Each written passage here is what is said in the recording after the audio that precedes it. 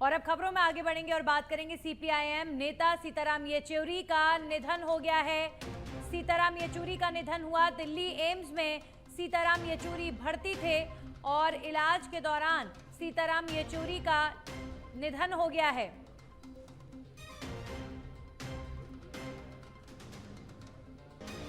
बड़े राजनेता सीताराम येचुरी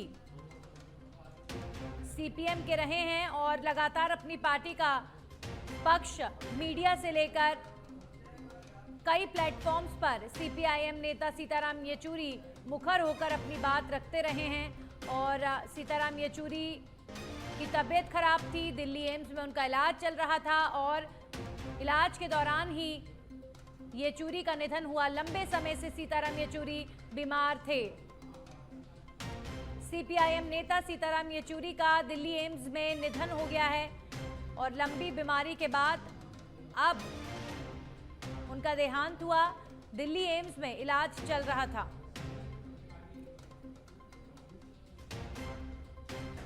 तो सीपीआईएम की तरफ से अक्सर चाहे मीडिया प्लेटफॉर्म्स हो या फिर कहीं पर भी अपनी पार्टी का पक्ष रखना हो या फिर देश के तमाम सोशल मुद्दों पर मुखर होकर अपनी बात रखने वाले सीताराम येचुरी अब इस दुनिया में नहीं रहे। हमारे सहयोगी राजीव जुड़ गए इस खबर पर जानकारी देने के लिए। राजीव, दुखद ये समाचार है, बड़े राजनेता सीताराम येचुरी रहे हैं, उनका निधन हुआ है अभी फिलहाल, और क्या जानकारी आ रही है? बिल्कुल, देखिए सीताराम येचुरी सीपीआईएम के नेता थे और कद्दावर नेता थे। 72 साल की उम्र में एम्स में उन्होंने अंतिम सांस ली है। लंबे समय से बीमार चल रहे थे और उनका उपचार चल रहा था।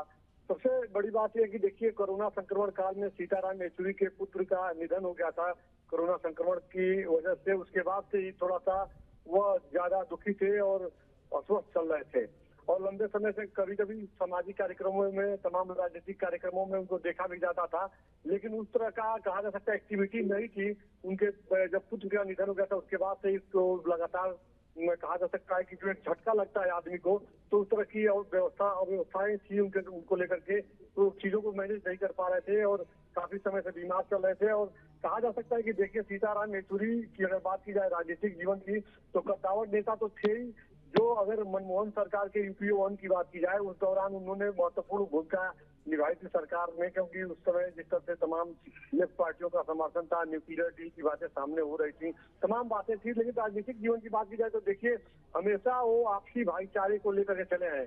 अगर उनकी बात की जाए सीताराम येचुरी की व्यक्तिगत राजनीतिक जीवन की, तो पार्टी से ऊपर थे वो और हर राजनीतिक दल के नेता उनके पक्ष की बात करते थे, उनकी बातों को ध्यान से सुनते थे, समझते थे, क्योंकि उनकी बातों को कोई जल्दी रिएक्ट नहीं करता था। इतना प्रभावशाली नेता थे वो। अब इस दुनिया में नहीं है। तमाम नेताओं के ओपिनियन आ रहे हैं, सभी का ये कहना है कि सीताराम येचुरी की भरपाई कोई नहीं कर पाएगा, क्योंकि उन्होंने चाहे वो बंगाल हो या चाहे देश के दूसरे राज्य हो, जिस तरह से अपनी राजनीतिक संगठनों को उन्होंने मजबूत किया, समाज को एक मुख्य धारा से जोड़ने का काम किया, वो कभी भुलाया नहीं जा सकता है। जी बिल्कुल राजीव, बड़ी सहजता के साथ अगर विपक्ष पर जब सत्ता में थे और विपक्ष पर चाहे निशाना साधना हो या विपक्ष में रहकर सत्ता पक्ष पर निशाना साधना हो, तो सीताराम येचुरी वो चेहरा थे जो बड़ी सहजता से अपनी बात भी कह देते थे, कटाक्ष भी कर देते थे और हमेशा बहुत नॉलेजेबल लीडर जो तर्कों पर अपनी बात रखते थे और जो अपनी पार्टी का पक्ष है वो हर पटल पर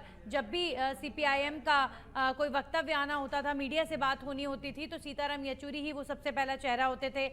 मीडिया उन्हें अप्रोच करती थी। शुक्रिया राजीव आपका तमाम जानकारियों के लिए। तो सीताराम येचुरी 72 साल की उम्र में उन्होंने अपनी अंतिम सांस ली है। हाल ही में मोतियाबिंद का उन्होंने ऑपरेशन करवाया था और कुछ समय से बहुत ज़्यादा परेशान चल रहे थे और अब उनका इलाज के दौरान ही मौत हो गई है। उनका निधन हो गया है दिल्ली एम्स में।